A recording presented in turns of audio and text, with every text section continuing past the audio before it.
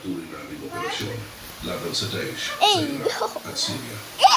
Maipapahayag ko na ang aming mga ito ay matagumpay na pinabagsakan ng Iranian attack drones at gusto kong purihin ang tapang at profesionalismo ng aming mga piloto na lumipad sa harap ng panganib upang protektahan ang mga sibilyan.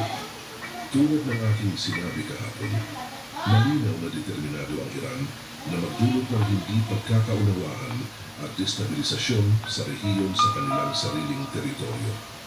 Ito ay lubos na malinaw sa kanilang mga kilos.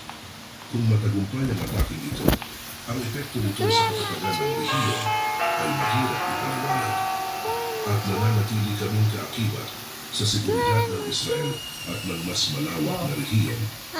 Ang kailangan natin ngayon ay mga leader na may kababaang loob. Kami ay makikipagtulungan sa aming mga kaalyado upang bawasan ang tensyon